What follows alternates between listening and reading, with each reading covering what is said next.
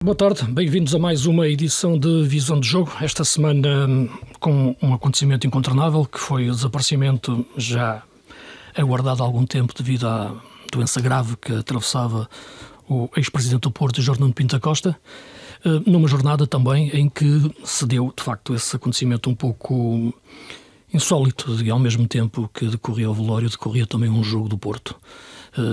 Porto que venceu em Faro, 1-0, e que encurtou a distância para o primeiro lugar, tal como o Benfica, que venceu o Santa Clara, e porque o Sporting empatou frente ao Arouca 2-2 em casa. São os grandes acontecimentos desta jornada. Houve também um derby, que falaremos mais à frente, um Braga-Vitória, um Vitória-Braga, melhor dizendo, 0-0, um jogo amarrado, mas a verdade é que os três grandes acabaram por não ter grandes exibições. Começar, no entanto, por aquilo que é o desaparecimento de alguém que marcou o futebol português nas últimas 4 décadas, eu arriscaria mesmo a dizer mais do que isso, porque antes de ser presidente já foi diretor do Departamento de Futebol do Porto, e sempre que eu vejo, quando são contados os títulos que Pinto da Costa venceu à frente do Porto como presidente, eu penso que faltam sempre os mais importantes, que são aqueles em que ainda não era presidente, os anos 70, 77, 78, 78, 79, como diretor do Departamento de Futebol, e esses de facto foi aqueles que marcaram uma ruptura com aquilo que era 19 anos sem o Porto ser campeão. Foi aí que começou de facto a revolução que eu ia dizer que tem de facto como companheiro de viagem no início e como grande ideólogo, diria, de tudo isto, José Maria Pedroto. É de facto alguém que marca o início do percurso do Futebol Clube do Porto, que depois tem de facto em Pinto da Costa o grande líder, porque Pedroto parte muito cedo.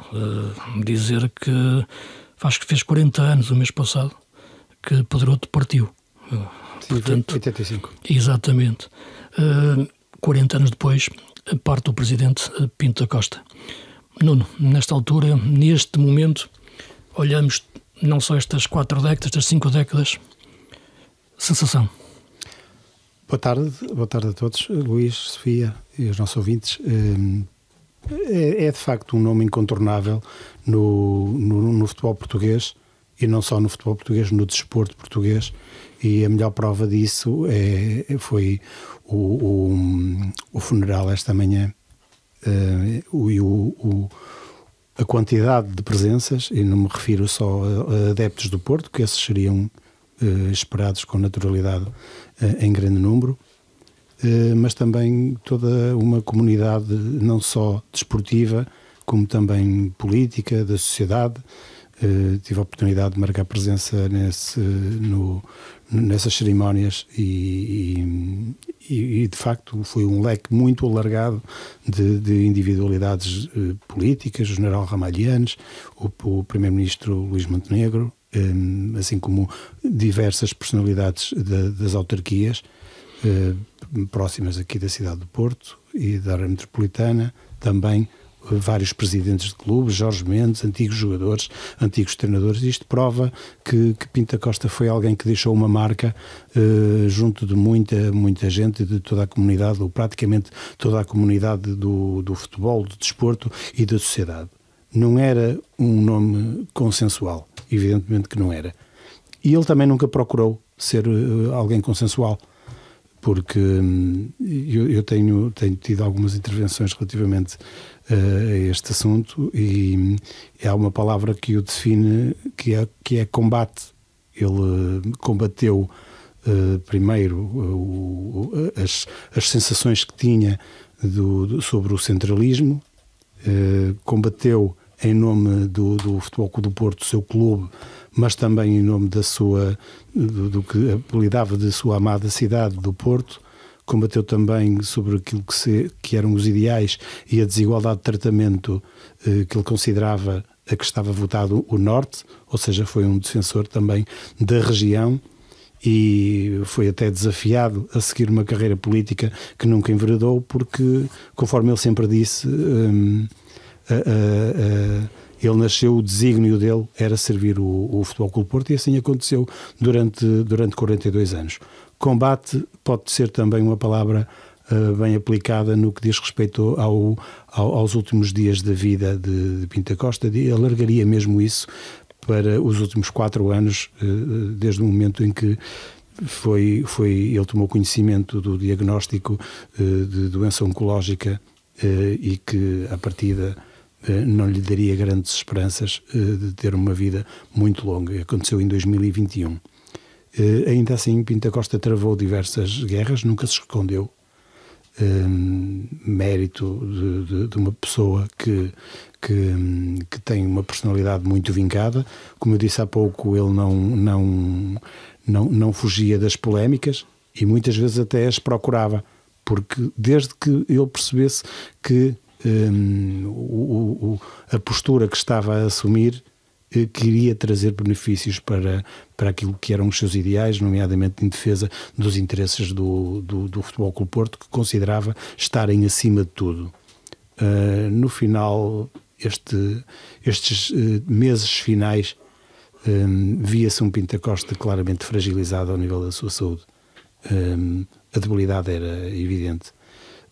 Ainda assim, teve a coragem de assumir uma candidatura que todos apontavam de início estar condenada ao fracasso, mas Pinto da Costa representa para os adeptos do Futebol Clube Porto, e penso que mesmo os adeptos dos clubes rivais reconhecem que Pinto da Costa tinha um espírito vencedor como poucos têm. Significa vitórias, significa títulos, significa glória.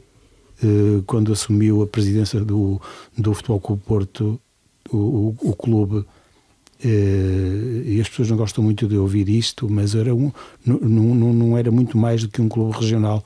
O clube, tal clube que Pedroto dizia que passava a ponta rápida e já estava a perder 1-0. E de facto ele conseguiu ter esse efeito transformador nas mentalidades, agitou as massas, ergueu a bandeira do regionalismo.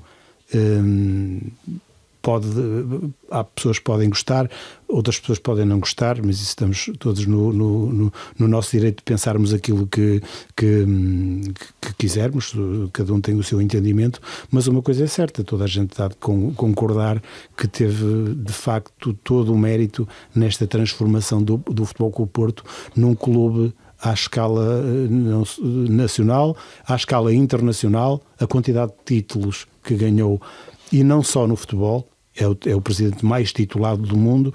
E ainda hoje de manhã vi no funeral um representante do Real Madrid, que era o Butragueño, o diretor desportivo, com ligações ao Futebol Clube Porto, Deco, e muitas outras personalidades do futebol, como Jorge Mendes, o agente Jorge Mendes, com quem fez diversos negócios muito proveitosos também na altura para o Futebol Clube Porto, e muitas outras pessoas que quiseram deixar uma última palavra.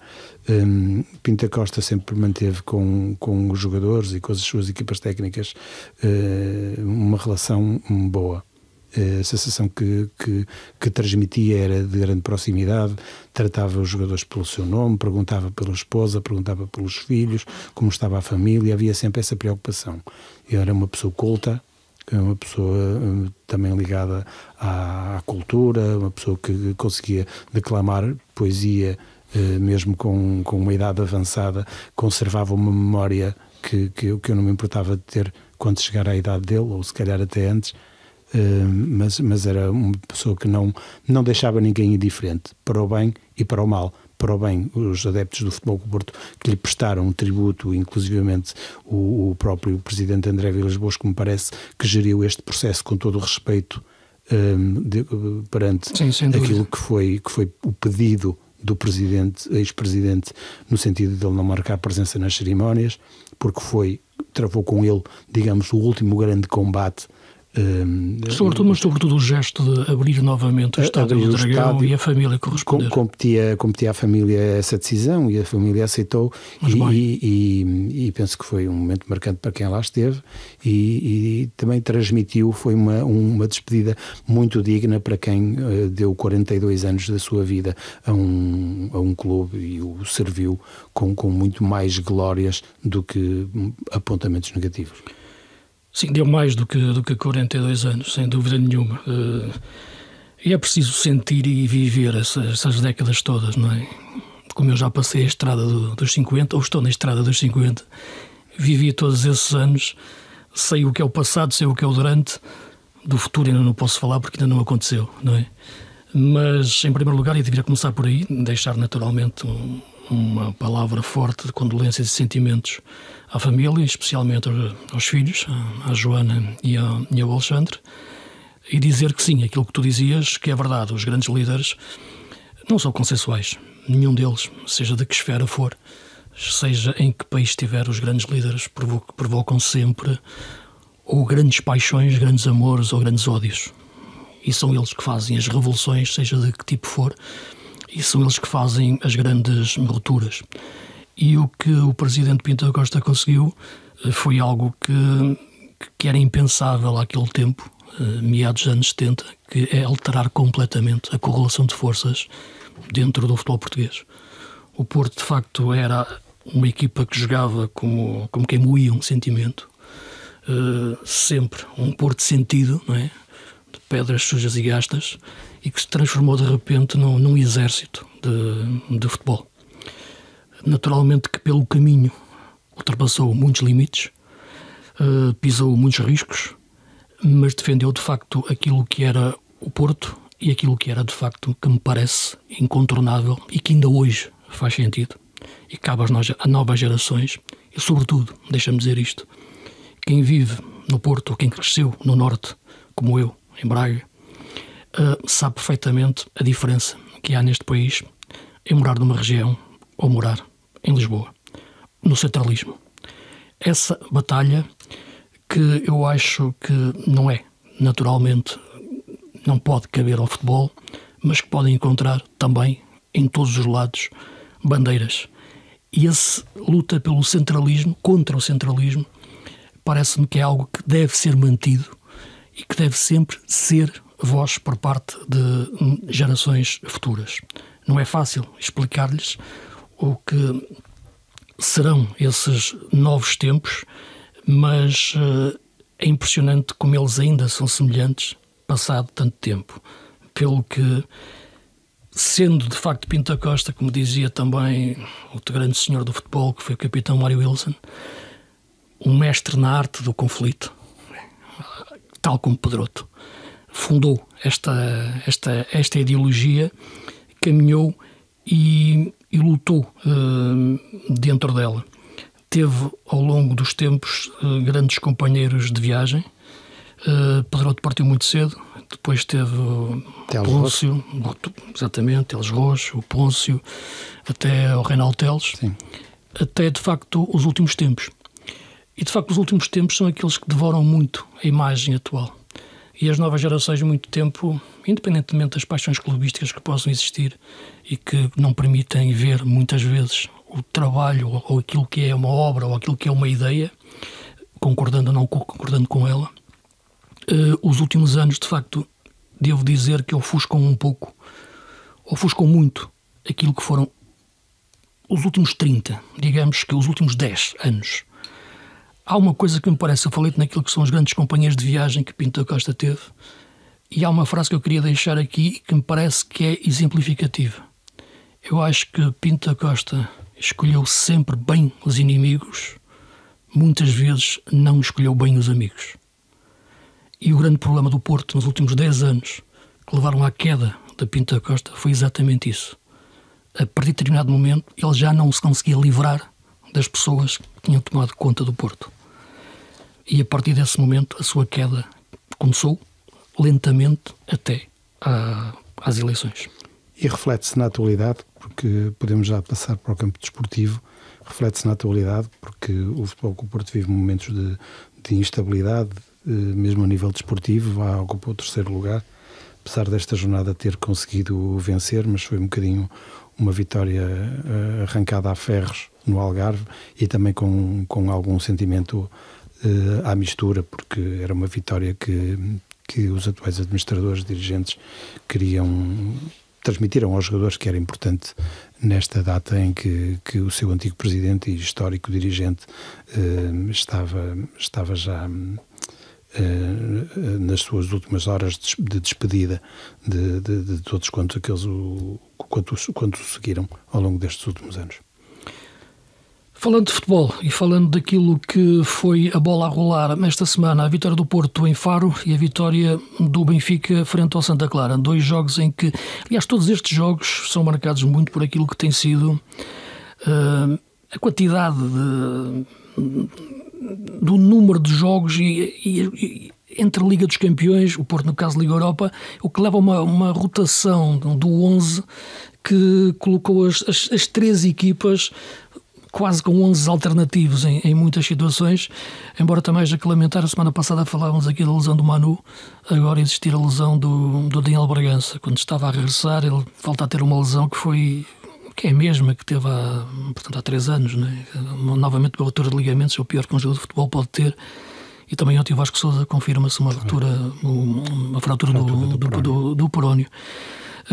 Mas falavas e falando do Porto enquanto futebol, e por isso eu te dizia que assistia àquele jogo com um sentimento muito estranho, porque ao mesmo tempo que se iniciavam as últimas exéquias, a equipa estava a jogar a 600 km de distância.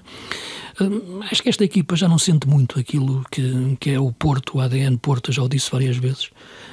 Acho que estes jogadores não têm muita relação com todo esse sentimento. Espero que alguém na estrutura o consiga transmitir. Mas a verdade é que acaba por ganhar um jogo novamente sem mostrar grande convicção exibicional, diria. Até o golo em si é um golo polémico. A equipa acaba por ganhar o jogo, mas novamente por arames, não achas? Sim, aliás, o golo é um livro muito bem executado por Fábio Vieira, mas existe uma infração de Francisco Moura no lance com o Yusufa. Existe uma carga de que resulta o golo. E o Porto, de facto, não foi muito inspirado mais uma vez. Anselmi mexeu no 11, mas de facto a equipa não tarda em encontrar-se e tarda em encontrar os princípios que o novo treinador quer implementar, agora que houve alguns dias, embora poucos, para fazer algumas unidades de treino com mais intensidade, mais viradas para a vertente tática, mas aproxima-se já outro jogo europeu e este Porto parece-me de facto ainda muito curto para as exigências que tem, não só a nível do campeonato como na Liga Europa, que está obrigado a fazer um bom resultado em Roma para seguir em frente. Sofia, passava-te a bola agora, não quiseste tocar na bola, para os nossos ouvintes da TSF não acharem estranho, não quiseste tocar na bola no primeiro assunto, mas passo-te a bola agora para o nosso segundo tema, que é a vitória do Porto, e eu gostei sobretudo de ver a bola nos pés do Fábio Vieira. O que é que te parece? Olá Luís, olá também ao Nuno e olá a todos os que nos estão a ouvir. Sim, eu concordo, eu acho que o jogador do Porto em maior destaque e que conseguiu oferecer ao jogo do Porto algo de diferente foi mesmo o Fábio Vieira, num meio campo que não poderá ter outro nome que não o de meio campo adaptado, até porque Fábio Vieira e André Franco acabaram por compor ali um meio campo de Martin Anselmi frente ao Farense. Ainda não tínhamos visto esta dupla a atuar nem com Anselmi, nem sequer me recordo ter atuado com outro treinador, portanto nem com Vítor Bruno. Eles chegaram a jogar juntos há algum tempo, mas de início não. Pois, mas não com este posicionamento. Não, com este posicionamento não.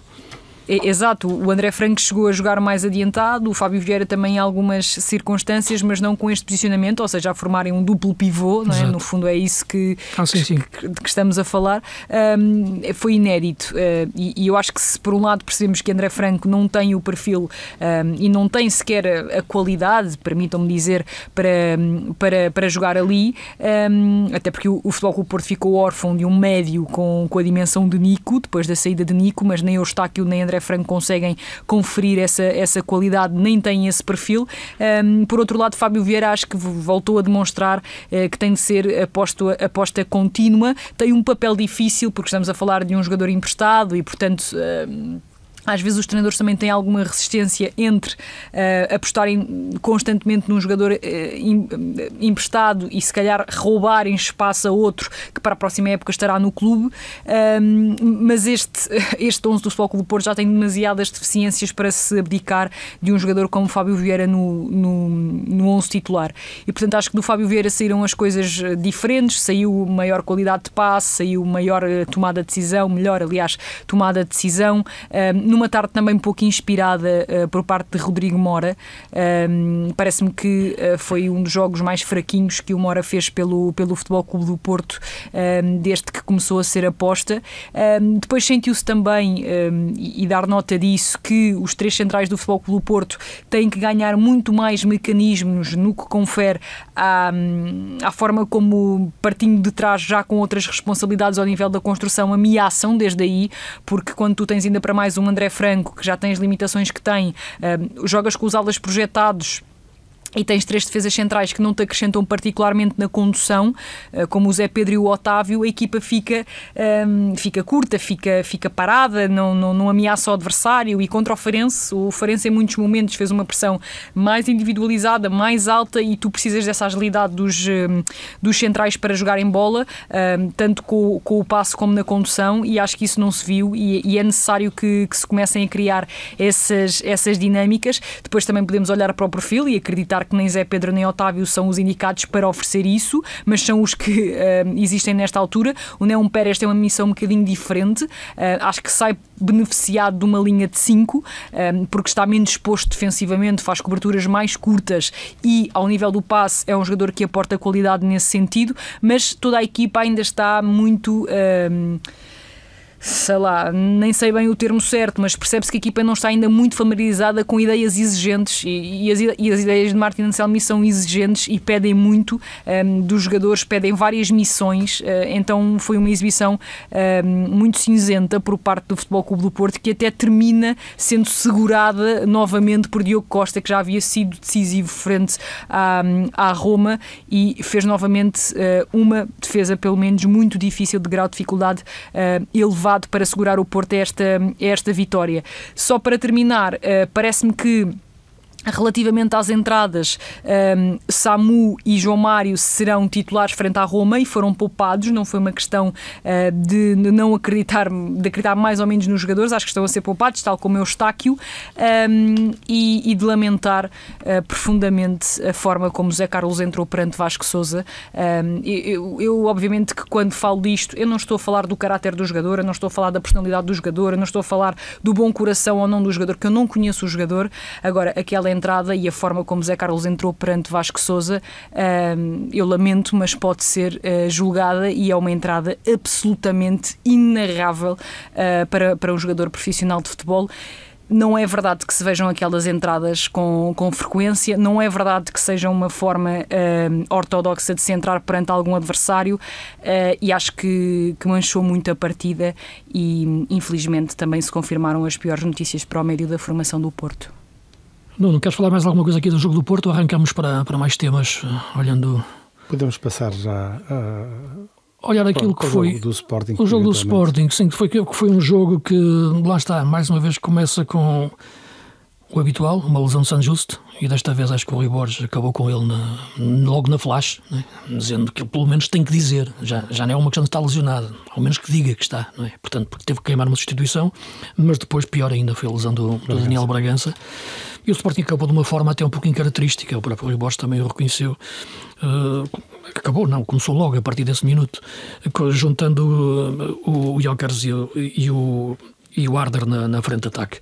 Portanto, dois jogadores que, enfim, que podem dar um pouco mais de força, mas nem por isso dão mais lucidez ou qualidade, porque o Jokers de facto está a desafiar os limites físicos, e muitas vezes já nem é questão física, é porque o futebol já não lhe sai da mesma maneira. O Arder também acabou esgotado, depois a expulsão do Yulman. O jogo tem muitos incidentes, mas lá está, olhas para esta equipa e neste momento sentes que a equipa dá diferentes sensações ao longo do mesmo jogo.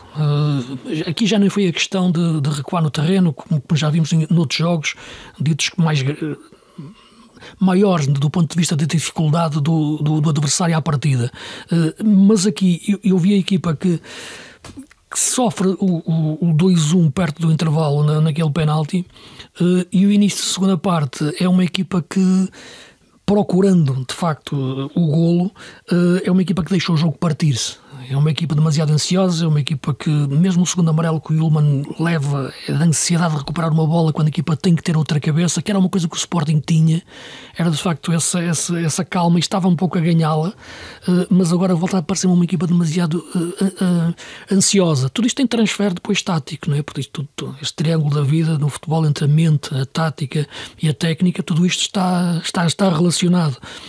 E esta equipa acabou a jogar de uma forma algo incaracterística, com esta dupla Gyökeres-Harder, sem uma zona de construção, digamos assim. Faltam muitos jogadores.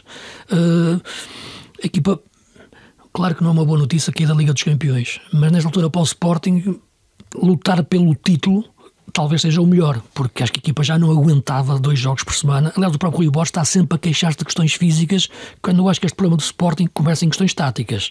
Mas diz-me qualquer coisa primeiro, para depois podermos debater também com a Sofia. Eu acho que tudo começou mal naquele gol caricato de Rui Silva. É uma questão individual. Começou logo.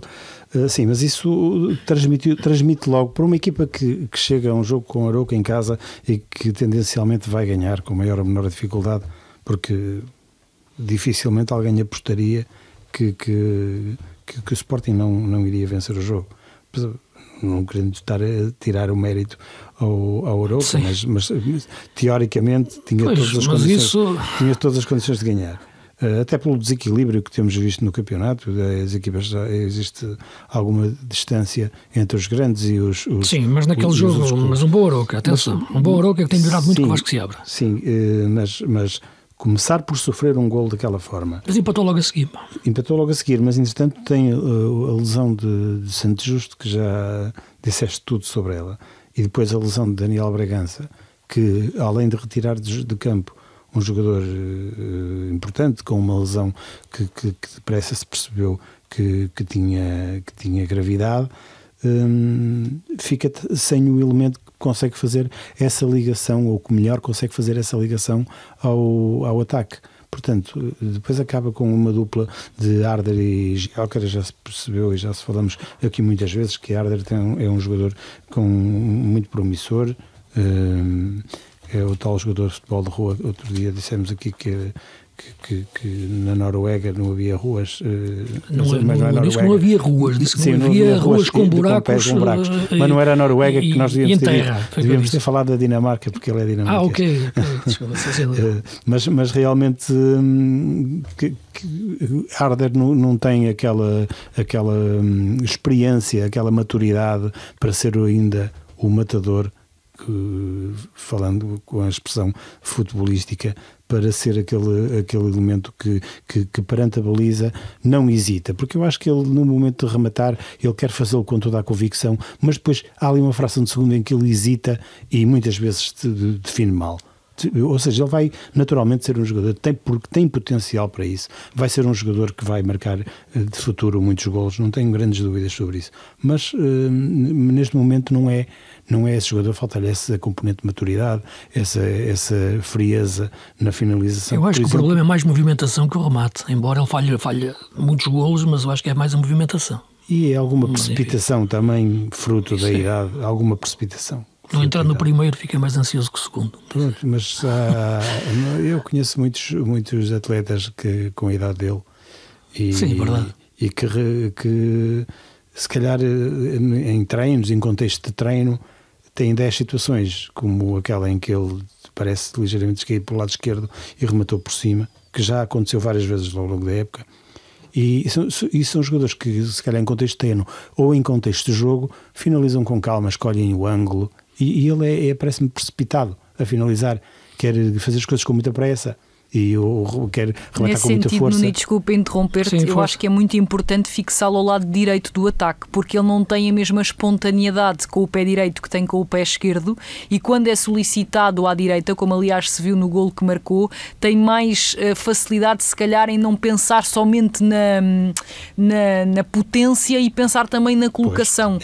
Mas eu acho que ou seja, eu acho que é o perfil, como estavas a descrever e bem, aliado a uma certa ansiedade de querer mostrar serviço. É ansiedade, mas essa ansiedade mistura-se com, eu acrescentaria, com a falta de maturidade, a falta de experiência, porque ele terá tempo para aprender, ainda é um jovem, já dissemos, tem 19 anos, tem muito para caminhar. Tem que vai aprender, vai chegar um momento em que vai falhar tantas vezes e com o mesmo tipo de erro, privilegiar a potência em vez da colocação e vai acabar por corrigir isso, talvez, naturalmente. A questão da execução técnica muitas vezes não é assim tão fácil de trabalhar ao longo do tempo, mas isso seria outro debate. Deixa-me só aqui, porque a Sofia tocou num ponto, falando ele mais para a direita, mas estás a imaginar que é dentro do 4-4-2 da dupla de ataque, porque uma coisa é aquela... Ele, quando entrou no sistema do Ruben Amorim, era privilegiado nesse sentido, porque jogava como um avançado pela meia esquerda, aquilo era um 2-1 ofensivo, e ele era um dos segundos avançados que aparecia pela meia esquerda. Era o território ideal dele. Certo. Nem se dava a marcação e vinha desde trás em força com o Gyökeres a arrastar marcações no meio. Sim, mas agora num sistema diferente, quando tu dizes na direita, não estás a dizer numa faixa, não é? Não, estou a dizer na meia-direita, ou seja, mais na zona da meia-direita para que os seus... Mas então tiras o trincão no meio. Não, ou seja, isto foi isto foi aqui uma experiência também devido ao que o jogo foi dando. E o Sporting acaba por jogar com Gyökeres e Arder mais lado a lado, sim, digamos assim, devido à saída do Daniel Bragança. E eu acho que quando tu jogas com dois avançados destas características, e sobretudo aqui, quando estamos a afunilar para o Arder, é importante deixá-lo mais próximo de fazer boas ações, porque já se percebeu que o Arder não pode ter tanta liberdade. Se ele estiver com essa liberdade, ele vai muitas vezes querer resolver as coisas a rematar. Porque lá está, isto tem um bocadinho a ver com o perfil dos jogadores. O Arder não pode ver uma nesga e quer rematar a baliza do meio campo, da linha de pontapé de canto. Não faz sentido, mas é um jogador que tem essa impulsividade, digamos assim. E eu acho que se ele estiver mais próximo da meia-direita, está mais condicionado no momento em que recebe a bola e é mais vezes obrigado a pensar, porque o remate não fica tão fácil, digamos assim. E, portanto, pode obrigá-lo a pensar noutras coisas, inclusive a ligar mais com os colegas, a tomar algumas decisões de calma e não ser tão impetuoso, e até no próprio remate a ter de colocar melhor a bola e não pensar só na própria potência que tem efetivamente, mas rematar com potência e com técnica não é para todos.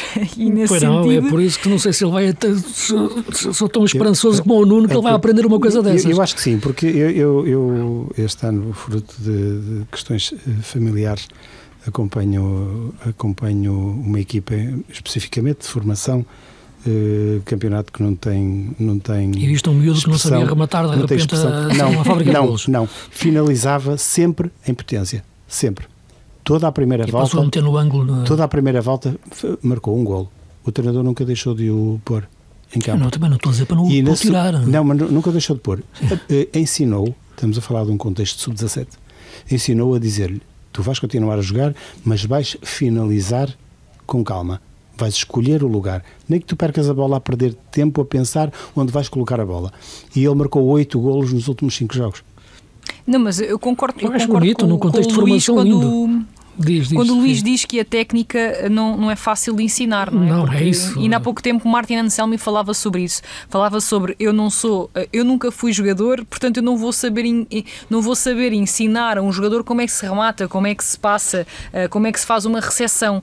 E isto é totalmente verdade. O que é que se pode fazer então? O que se pode fazer é afunilar a missão do jogador e afunilar o que tu lhe dás para que se possa aproximar de decisões corretas. E E é aí que eu quero chegar. Eu acho que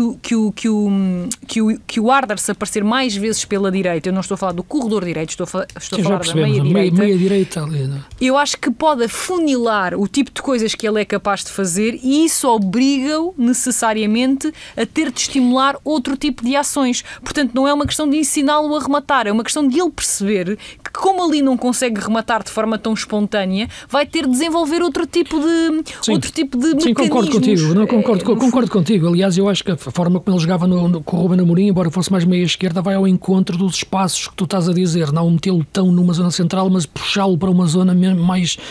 Onde ele tenha de ser obrigado a pensar, no fundo. Sim, e um pensar que também facilita a execução, não sendo um portento de técnica, não o obriga a fazer tantas vezes coisas que ele não sabe fazer bem, não é?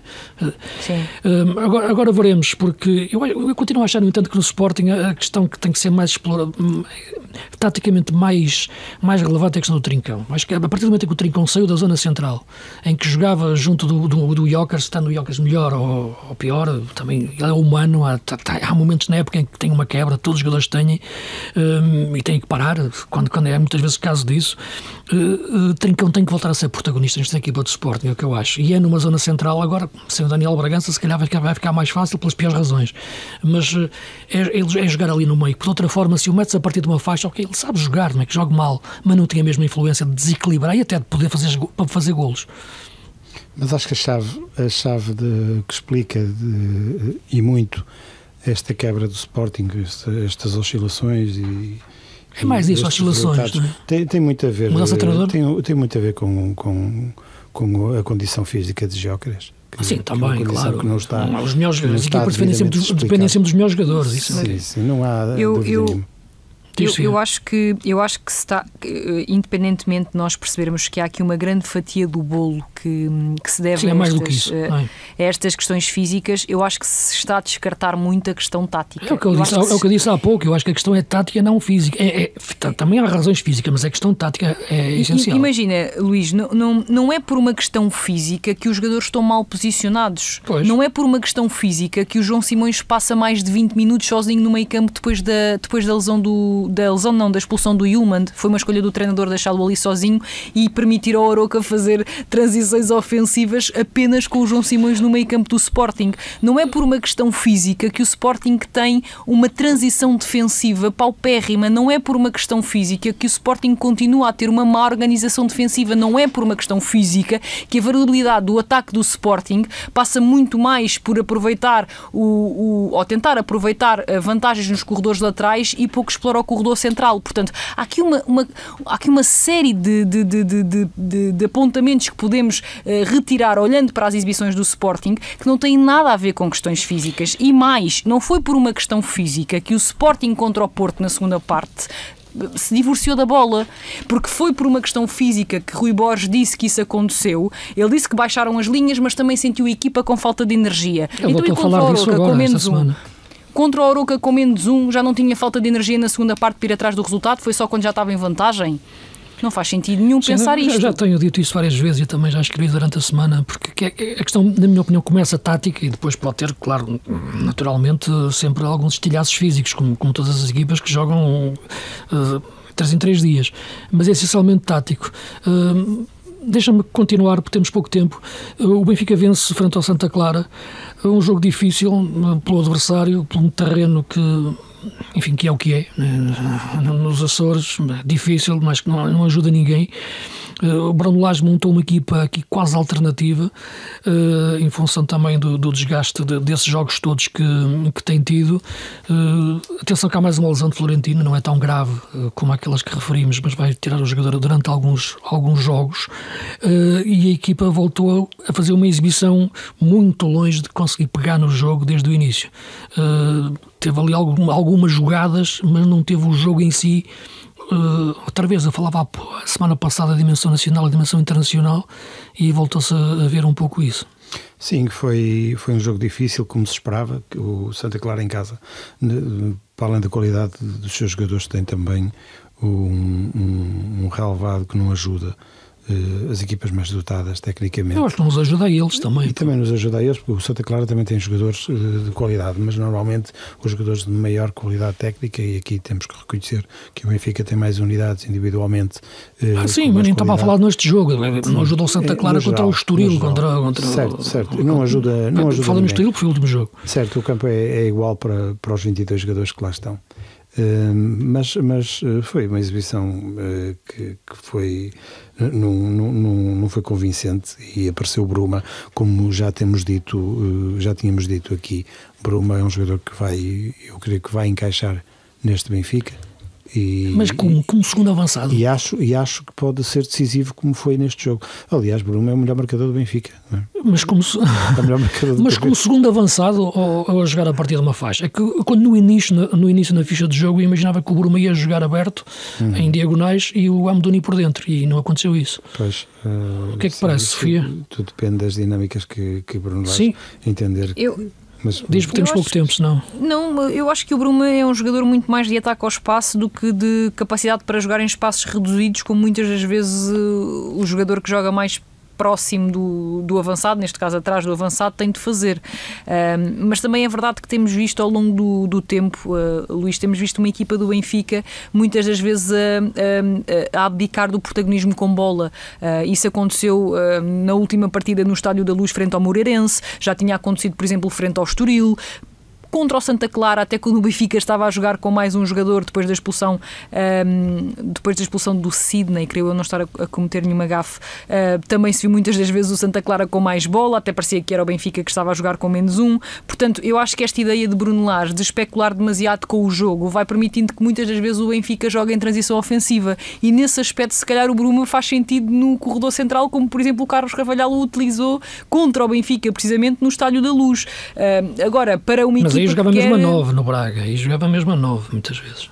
Sim, mas eu estava a falar especificamente desse jogo no Estádio da Luz. Para uma equipa que quer ter o protagonismo com bola, que quer montar durante algum tempo no meio campo ofensivo, que quer ter variabilidade, que quer tentar abrir espaços de outra forma, aí acho que não é tão útil. Mas sinceramente acho que por muito que Bruno Lage diga que é o seu Benfica, ou que quer que o seu Benfica seja, os sinais não têm sido dados nesse sentido, até porque na maior parte dos jogos bons de Bruno Lage no Benfica foi quando ofereceu protagonismo às equipas adversárias, e o Benfica pôde aproveitar os espaços para as transições ofensivas, para recuperar bolas em zona adiantada e depois verticalizar o jogo. O Benfica é uma equipa com muito pouca pausa e com muito pouca capacidade para fazer jogadas ligadas e com passes e com qualidade na circulação. Agora, o que eu acho é que temos um campeonato relançado. Eu ia dizer pelos piores motivos, mas isso pode ser mal entendido, mas tem a ver com o nível exibicional das equipas. Está a descer, dos grandes, e isso relança o campeonato. O Benfica agora há 2 pontos, o Porto também fica a 6, e há clássicos para jogar ainda, e acaba por ser um campeonato que nesta altura ganha o menos mau. Será? Sem dúvida. Na minha opinião já é assim, ainda antes da chegada de Anselmi, já aqui dizíamos que o campeão será a equipa menos má e não propriamente a melhor equipa. É difícil, porque as equipas têm de facto uma instabilidade de jogo brutal, após jogo. Sim. Tirando aquele período do Sporting do Amorim, a partir daí não vimos nenhuma equipa em consistência exibicional. Eu não seria tão rigoroso como vocês, dizendo que vai ganhar o menos mau. Seria talvez mais prudente, dizendo vais arranjar aí uma metáfora qualquer, um sofisma qualquer, diz lá então. Vai ganhar quem for menos aquela equipa que não estiver menos bem, menos oscilante. Okay, tá. Não, a que for menos oscilante. Okay. A que for menos oscilante. Não, bem, vamos oscilar depois no podcast, porque estamos mesmo no fim do tempo, Nuno, mas diz. A equipa que não facilitar tantas vezes como tem facilitado, como neste caso o caso do Sporting. Não vai ser a menos má, porque nós já todos aqui, durante muitas semanas, fomos falando de muitas virtudes dos jogadores. Sem dúvida. Já falamos do Trincão, e do Mora, e do Osnes, e do Pavlidis, ou seja, não podemos dizer que é a menos má que vai ganhar. Pronto, digamos que aquela que for mais regular. Sim, a equipa parece um lugar comum, mas não é. Não é. Para alguma equipa que vai revelar menos incapacidades perante determinados problemas que lhe apareçam no decorrer dos jogos até ao final, perante adversários que consigam criar dificuldades, sobretudo em transição defensiva. Para escrever 2 parágrafos estava perfeito. Ok. Continuando a falar do Benfica, confirmou-se a estreia do Leandro Santos. A semana passada tínhamos falado aqui da hipótese dele se estrear, embora a Sofia gostasse mais do Diogo Spencer, não é? Que estava a jogar na equipa B, jogou frente ao Oliveirense. Sofreu muito. Por acaso eu vi o jogo com o Oliveirense, sofreu muito. O Oliveirense está a melhorar, conseguiu sair do último lugar e ganhou 3-2. O Laje... Enfim, ia dizer coragem, mas isto não é questão de coragem, é olhar para aquilo que são os melhores jogadores e conseguir avaliá-los, jogo a jogo, treino a treino, ou como ele entender, como qualquer treinador entender. A estreia do Dal a jogar ali como um ala esquerdo, dir-me-ão exatamente o que é que vocês acharam. Foi exatamente. Pelo menos em termos de posição foi isso. Para fazer algumas permutas com o Bruma, mas partiu da posição de ala esquerdo, foi isso. Foi, porque o Garreras ficou mais baixo como central pela esquerda. Sim, exatamente, e até na construção a 3. Exatamente. Agora, Amdouni é um ala direito, será um segundo avançado. Não há muitos jogadores que no Benfica a gente ainda não percebeu o que é que podem ser. No início da época, ainda o Nuno não nos dava este privilégio gigantesco de estar connosco. E eu perguntava sempre, mas que jogador é o Cristiani? Não é? Porque, ok, eu gosto de miúdo com a bola, é daqueles miúdos de rua, lá está, ruas com buracos, mas eu não conseguia definir, na Argentina, mas eu não conseguia defini-lo. E agora desapareceu. Não é? O Benfica não tem que definir ali um segundo avançado. Esse posicionamento, se não é Cockchu em relação ao último passe, embora diga que quando Cockchu entra, ele é decisivo no golo, há pouco palavras no Bruma, mas o que define aquele golo é o passe do Cockchu. Isso é o que define a jogada e é o médio que tem que jogar, porque de outra maneira mais ninguém faz aquele passe ali naquele meio campo do Benfica, naquela zona. Vocês não acham que Amdouni devia ser um segundo avançado no Benfica, não um ala? Eu acho que sim, devia jogar mais no meio do que nela. Mas ele acho que até se meteu bastante por zonas centrais. Eles vão ele procura esses espaços. Mas já disseste dois que se vão meter por ali, que é o Amdouni e o Amdouni, sim. Meteram-se os dois por ali, sim. Porque não estás a pedir a nenhum médio para subir. Central. Não, neste caso o Leandro Barreiro e o Florentino Luís não têm propriamente essas características. O Leandro Barreiro pode ser o médio de chegada, mas mais quando é um terceiro médio, e o Cockchu não jogou a titular. Mas eu, sinceramente, quando vi o 11 do Benfica, não posso deixar de admitir que houve alguma estupefacção, porque eu não estava à espera deste 11. Foi mas isto é por causa da gestão sem dúvida, mas ainda assim foi muito revolucionário. Não estava à espera inclusive da alteração. Pontos, não é? Acho que sim, acho que foi um 11 que colocou muitos jogadores desconfortáveis e inclusive, por exemplo, se olharmos para uma série de estreias a titulares, havia aqui muitos jogadores que não têm dinâmicas de jogo conjuntas, não é? E isso obviamente que afasta a equipa da harmonia. Mas o que quis, sobretudo Bruno Lage, foi, perante uma pressão alta sobre o Santa Clara, roubar a bola em zona adiantada, para depois a partir daí verticalizar com Bruma, com Amdouni, tem também Endal, um jogador muito vertical, e depois poder servir Belotti, porque se nós olharmos para a composição do 11, não há ali nenhum médio que ajude o Benfica a melhorar a circulação com a bola, e por isso é que foi várias vezes dito aqui que Florentino e Leandro Barreiro não poderiam ser os dois médios a compor o meio campo do Benfica. Segunda parte com o Cockchu já se nota a diferença. Não, o Cockchu foi determinante no golo precisamente por isso, porque o Benfica basicamente só fazia cruzamentos sem grande critério para a área. É o que dizia uma das frases, acho que era o Pochettino que dizia isto: a melhor mensagem no futebol é um bom passe. Exatamente, e o Benfica precipitou-se em cruzamentos, tanto a partir da esquerda como a partir da direita, uma equipa que continua a sentir imensas dificuldades em trocar mais do que 4, 5 passes sem querer chegar desesperadamente à baliza contrária. A coisa que se tornou até mais natural foi a relação do Bruma com o Dal, relacionaram-se muito melhor do que Leandro Santos e Amdouni. O Amdouni faz uma péssima exibição, na minha opinião, independentemente de ter feito a assistência, porque foi um jogador que perdeu imensas bolas, não conseguiu dar continuidade às bolas que recebia naquela zona. Acho que o Belotti também mais uma vez demonstrou, atestou as perspectivas de que está um pouco fora de forma. Eu não digo isto no sentido físico, no sentido de excesso de peso, nem nada disso, digo isto no sentido da agilidade dele, da falta de capacidade para fazer algumas coisas do ponto de vista técnico, da falta de capacidade de reação. Percebe-se que é um jogador que está um bocado fora dela, ainda, pelo menos, e eu acho que o Benfica teve na capacidade de pressionar o Santa Clara a sua melhor forma de atacar a baliza de Gabriel Batista, mas sinceramente acho que foi um péssimo jogo em vários sentidos, e quando olhei para... Eu estava a fazer aqui o jogo para a TSF e quando tive de escolher o melhor em campo escolhi Trubin, porque acho que foi um mas olha que o Trubin tem estado muito bem nos últimos jogos. Sem dúvida, mas isto para te dizer que foi um jogo em que o Trubin foi decisivo. Foi. Até em que conseguiu... no início e no fim. Sim, exatamente, e conseguiu travar iniciativas importantíssimas do Santa Clara para chegar ao golo. E mais uma vez, com o Santa Clara reduzido a 10 jogadores e com o Benfica a ter tudo nas mãos para poder ou ampliar a vantagem ou serenar o jogo com bola, o Benfica não conseguiu fazê-lo, e houve vários períodos em que o Santa Clara é que parecia que estava com mais um jogador em campo. Portanto, é uma equipa exageradamente precipitada, é uma equipa com pouco fio de jogo, é uma equipa em que eu não consigo ver dinâmicas realmente trabalhadas. E isto tudo, mais uma vez, um bocadinho à imagem do que se dizia sobre o Sporting, não tem que ver com questões físicas, tem que ver com falta de qualidade no processo de jogo. E pronto, e sinceramente acho que foi mesmo um jogo horroroso de acompanhar, um jogo com 40 faltas, com um relevado miserável que nem devia ser permitido jogar ali. Foi muito mau.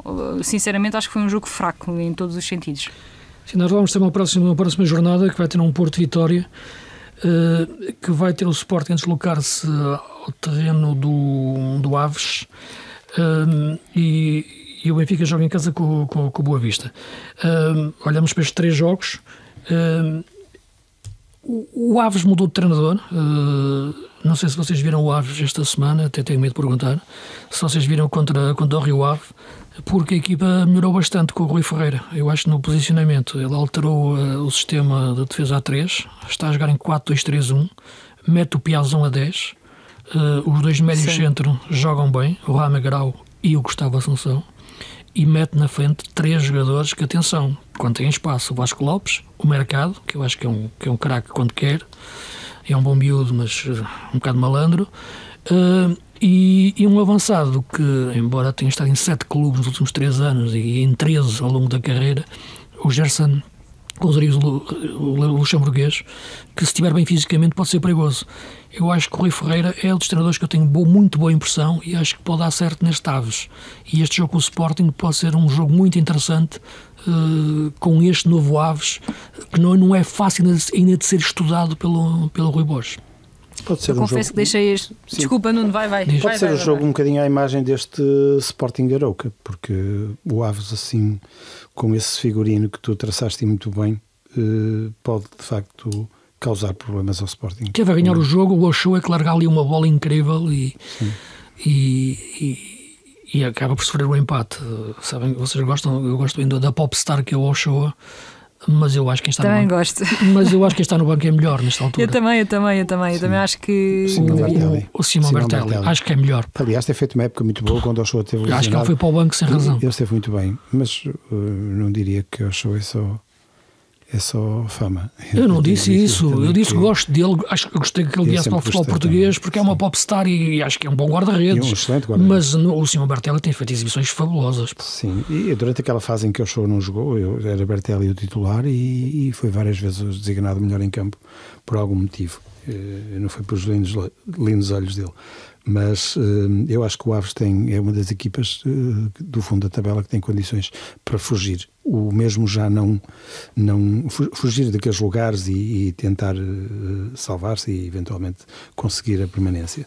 O mesmo não diria do Boa Vista, que está agora reconfigurado, porque eu sou um bocadinho cético sempre em relação ao mercado do inverno.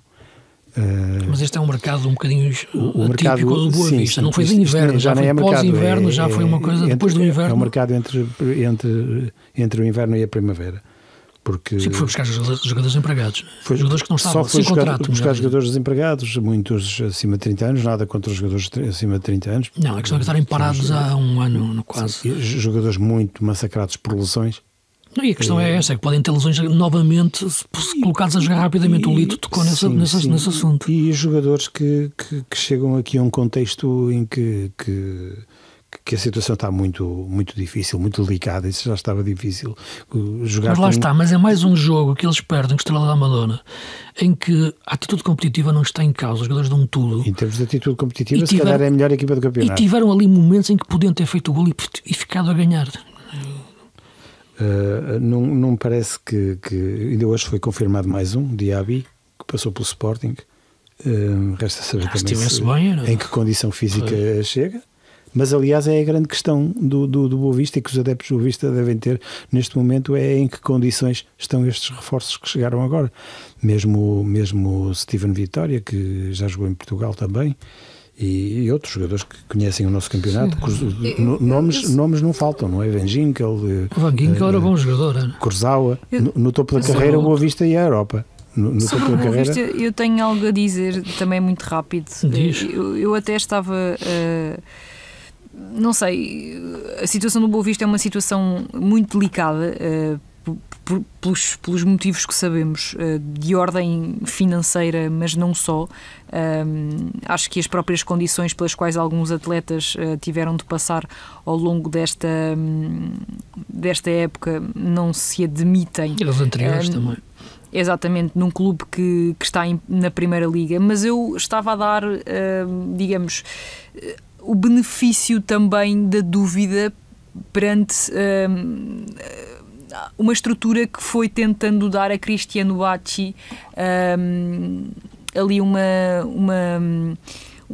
não sei, acho que estava a tentar que o Bacci pudesse ter ali algum trabalho com a equipa e pudesse fazer todos os esforços que estavam ao seu alcance para tentar manter a equipa pelo menos competitiva, porque espera-se que o Boa Vista deixa, não é? Não se espera outra coisa, mas espera-se que o Boa Vista pelo menos tente ser competitivo nos seus jogos, e a verdade é que o Bacci, independentemente de todas as dificuldades que foi tendo ao nível individual, ao nível dos jogadores que teve à sua disposição, foi tentando ao máximo que o Boa Vista fosse uma equipa competitiva, fosse uma equipa que não abdicasse do jogo, não caísse nas teias do antijogo, fosse uma equipa leal, nobre, não é? Para com o futebol.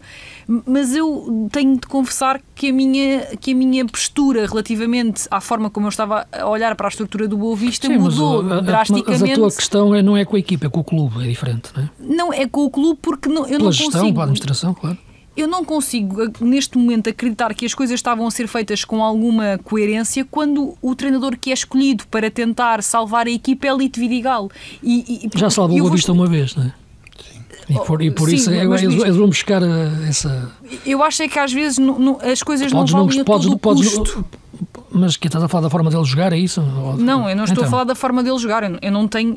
A forma dele jogar é a forma dele jogar, e as pessoas, cada um joga como acha que deve jogar, cada um olha para... Não, estou a falar da quantidade de equipas pelas quais o Lito Vidigal passou enquanto treinador e que faziam um antijogo puro e duro, e coisas feias mesmo. E, portanto, nesse sentido, tu quando contratas um treinador, não contratas só a sua ideia de jogo, contratas a ideia de jogo, contratas as convicções, contratas o perfil enquanto líder, contratas uma série de coisas. E, portanto, para mim, que em 2025 uma equipa de Primeira Liga ainda acho que Lito Vidigal possa ser o substituto ideal para salvar uma equipa, eu devo confessar... É porque a passada salvou o Feirense, não é?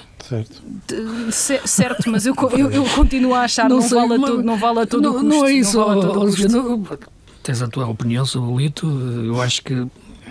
E eu estou a dizer coisas que são, ou seja, não estou a especular. As equipas do Lito efetivamente são equipas reconhecidas pelo antijogo que fazem. Portanto... Eu acho que em alguns momentos sim, noutros momentos nem tanto, e em todos os momentos todos fizeram. Mas pronto. Exageradamente. Sim, exageradamente.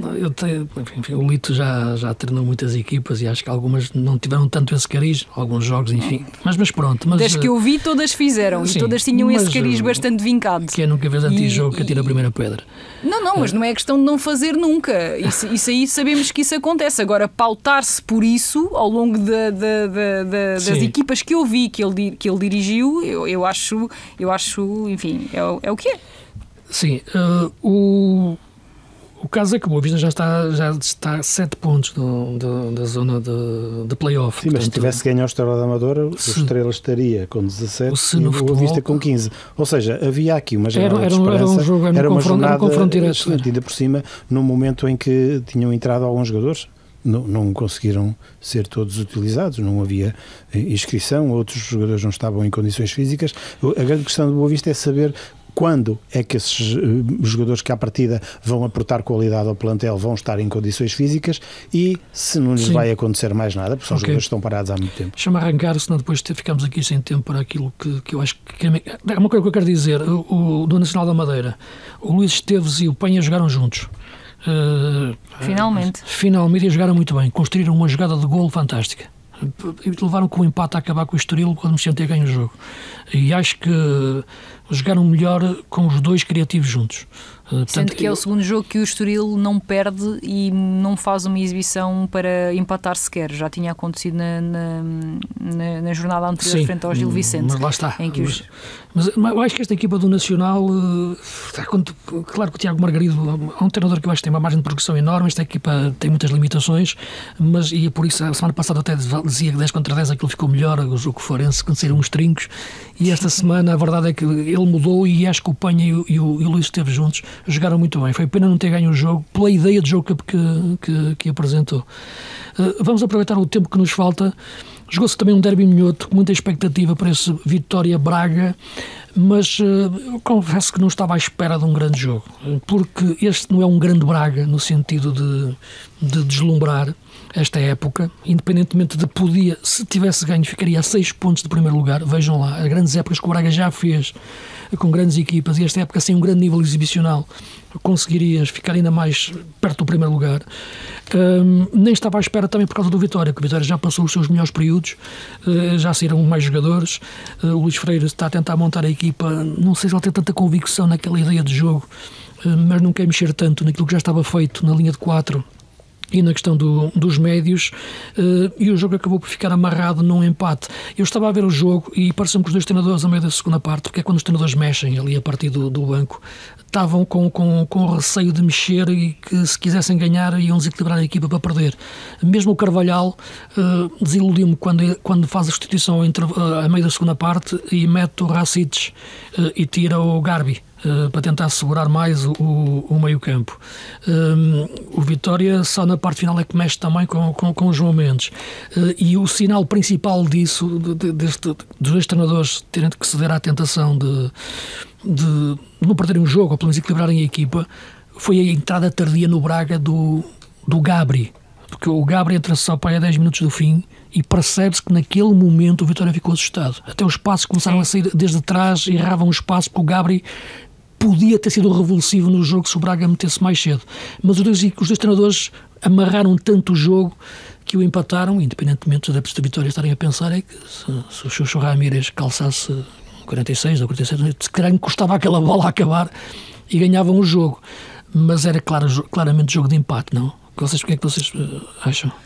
Eu acho que foi um jogo pouco rico, sinceramente. Acho que pouco rico ou pouco atraente? Pouco rico e pouco atraente.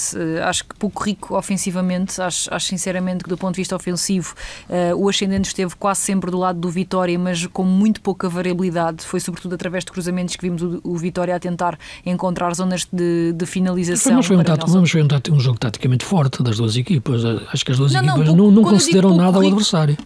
Não, quando eu digo pouco rico é precisamente por isso, porque eu acho que não está nem só na capacidade que uma equipa tem de como é que se diz? Não, ou seja, quando nós vemos que uma equipa consegue travar a outra, esse não é o início e o fim da explicação para a outra equipa não conseguir fazer melhor. A outra equipa, neste caso, olhando para Braga e Vitória, tinham o dever, na minha opinião, também de ter sido mais ricos ofensivamente para criar mais problemas. Eu acho que não foi mais rico, não foi só porque as equipas foram super competentes defensivamente. Acho que ofensivamente a coisa foi curta, tanto de um lado como do outro. E sobretudo aqui do lado do Vitória, porque eu acho que o Vitória foi a equipa que foi tendo mais ascendente e na segunda parte então praticamente só existiu Vitória a esse nível e foi quase sempre com cruzamentos à esquerda, cruzamentos à direita, cruzamentos da meia esquerda, cruzamentos da meia direita, ganhando a linha de fundo, não ganhando a linha de fundo, e foi muito curto nesse sentido. Acho que houve aqui uma preocupação excessiva em servir Nelson Oliveira, que, como nós sabemos, é um ponta de lança que aparece bem em zonas de finalização, mas foi muito isto e sinceramente esperava, pelo menos do Vitória, que foi a equipa que teve mais iniciativa, esperava mais. Do lado do Braga, eu já disse aqui várias vezes, acho que este Braga é curtíssimo e não tem os jogadores para fazer mais. Mas... Ficando a 6 pontos, não, agora está a 8 pontos no primeiro lugar, está a 2 do terceiro. Sim, e acho que isso diz mais sobre a qualidade da nossa Liga do que sobre a qualidade da época do Braga, como já aqui referimos algumas vezes. De resto, continuo a achar que Gabri é um jogador que poderia ter outro tipo de lugar na hierarquia. O Gabri, não é o espanhol. O Gabri, sim, exatamente, sim, que é o que entra tarde. O Garbi é que joga de início. Acho que é um jogador com uma irreverência especial, com uma com uma capacidade de definição. Foi quando imaginei, quando o Carvalhal faz a primeira alteração, imaginei que ia entrar aí qual é a que minutos é que sai o Gorbi e entra o Racites. Posso ver-te aqui no instante. 62. Aos 62 minutos. Sim, e lá está, quando os treinadores mexem. Eu ali achava que ele metia o Garbi e assustava a Vitória, mas ali quis reforçar o meio campo. Quem sai é o Gorbi. No lugar do Racites? Não, no lugar do Racites, é o Moutinho, sim. Mas depois quando sai o Gorbi. Quando sai o Gorbi é o Gabri. Exatamente. Só aos 80 é os 82 minutos só. É isso. Eu acho que não podendo ganhar, quando os treinadores perceberam que não podiam ganhar ou dificilmente ganhariam, quiseram não perder. Acho que basicamente é isso que resume. Já vi muitos derbys do Minho, são jogos sempre muito apaixonantes. Essa paixão vem da bancada, muitas vezes, e inflama os jogos. Já vi jogos com muitos golos, já vi também jogos com poucos golos, mas assim, 0-0 num jogo com este peso de rivalidade e com duas equipas que até estão bem posicionadas no campeonato, também acaba por refletir muito aquilo que nós temos dito. Deixa-me só corrigir, porque eu agora estava a ficar confuso, porque quando de facto sai o Garbi, ele passa a ter um meio campo a 3, porque entra ao mesmo tempo o Racites e o Diego Rodrigues, portanto.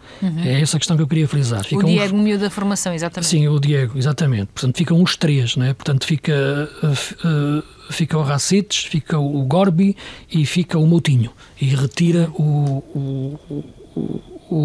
Garbi, portanto, o extremo criativo. Não desamarrou o jogo, não é? Não, pelo contrário, amarrou mais. Eu achei que esse foi o objetivo do Carvalhal. Mas é que na parte final ele tira o Gorbi e mete o Gabri, ok? Pronto, que é o tal extremo espanhol. Portanto, é a parte final em que ele tenta ganhar aos 80, quando aos 60 tenta travar primeiro o jogo. É isso que eu queria referir. Sim, acho que no fundo isso acaba acho que acaba a frase que eu disse, que acaba por resumir. Não podendo ganhar, ou tendo poucas possibilidades de ganhar, arriscando-se a perder, ambos os treinadores aceitaram bem o empate. Sim, é verdade. Mais coisas do campeonato, o pouco tempo que temos, que vocês queiram falar em relação ao que está, quer na jornada, quer... Houve o Moreirense Casa Pia. Sim, foi ver esse jogo, foi comentar também, foi ver e comentar. As duas coisas em geral coincidem. Convém, não é? Convém. Exatamente. Também podes ir ver jogos sem comentar. Eu vou ver alguns jogos sem comentar. Sim, é verdade. Sim, mas eu comecei por dizer, sem dúvida nenhuma, e vou ver muitos jogos para não comentar, mas Moreirense faz 3-0 em 30 minutos e quase faz o 4-0. Depois, na segunda parte, o Casa Pia muda a equipa toda, mas não muda o sistema. Os laterais passam para centrais, o André Geraldes e o Lelo. Os extremos passam para laterais, o Olivolan e depois entra o Henrique Pereira. E acaba com 3 pontas de lança, com o Cauê, com o Cassiano. E acaba quase a conseguir empatar o jogo. Sim, mas já faz o 3-2 aos 95 e a bola vai ao centro e acaba. E com o Svensson, que é um sueco, quando entra é uma fera. Não é que joga muito, mas chateia muito. E de facto é um jogo que, lá está, esta equipa do Moreirense, se não ganhava este jogo, ficava ali com 23 pontos e começava a ser sugada para uma zona que eu acho que esta ideia de jogo César Peixoto não merece, que é lutar pela permanência. Mas enquanto teve a boa ideia do Alanzinho a jogar, a equipa esteve bem. É o melhor jogo do Alan nos últimos tempos, do Alan, porque eu acho que ele... Sim, eu conheço o miúdo, ele gosta muito do Alanzinho, sim, porque o Alanzinho era quando ele estava no Palmeiras e após o 17, mas... Ele quer que lhe chamem ela. Quer, mas eu chamo-lhe Alanzinho. Não, mas eu nem estava a dizer nesse sentido. Então, estava a dizer porque podia não se ter percebido que eu estava a referir-me que era o melhor jogo do próprio Alan. E estava a vincar nesse sentido, porque eu acho que o Alan, para mim, é o melhor jogador do Moreirense, mas eu acho que ele tem passado por um período de menor inspiração e mesmo assim continua a ser um jogador que naquele contexto faz a diferença, mas acho que dos últimos jogos dele este foi o melhor e era por isso que eu estava a reforçar a ideia. Eu acho que sinceramente o Moreirense, a estrutura, não sei, acho que mexeu muito mal no mercado, perdeu o Madsen, que era um jogador que mesmo quando não sendo titular era sempre um jogador que podia acrescentar algo à equipa, a nível técnico, a nível de condução, em nível de 1 para 1, um jogador também muito especial neste contexto, perdeu no mercado e não ganhou propriamente jogadores... Vendeu, não é? Fez dinheiro. Sim, vendeu, mas eu acho que, lá está, abdicando assim de uma equipa que já está algo espremida, porque eu olho para a equipa do Moreirense e percebe-se que há uma ideia de jogo, percebe-se que César Peixoto quer jogar, percebe-se, por exemplo, no jogo que fez no Estádio da Luz, que a equipa está completamente espremida em termos de teto. Percebe-se que a equipa não tem muito mais para dar, que aquele é o seu limite e é um bom limite tendo em conta as opções que tem. Mas acho que a estrutura não ajudou no mercado e acho sinceramente que ainda assim consegue fazer uma primeira parte contra o Casa Pia, que está a ser uma das equipas sensação da Liga e que também tem algumas individualidades bastante ricas, consegue fazer uma primeira parte em que poderia ter ficado, sei lá, tranquilamente 5-0, tranquilamente a equipa não consegue matar o jogo. Schettino falha de baliza aberta 4-0. Exatamente, e depois quase que termina com as calças na mão sem grande necessidade, mas sem dúvida que a equipa também está, como tu disseste bem, Luís, a passar por um período em que também desconfia um pouco de si própria, porque as exibições não estavam a sair, os resultados não estavam a aparecer e isso, como sabemos, retira confiança aos jogadores. Agora, continuo a achar que o César pode ser um treinador para outros patamares, porque acho que tem convicções fortes, acho que com o pouco que lhe dão consegue fazer trabalhos interessantes e acho que em termos de proposta de jogo é uma equipa que, por exemplo, tem mais a oferecer, por exemplo, ao jogo do que, por exemplo, o Santa Clara, que vai numa posição da tabela muito mais alta, mas que não tem é quase unidimensional. Eu acho que o Moreirense não é uma equipa unidimensional. Acho que é muito mais capaz nos vários momentos do jogo.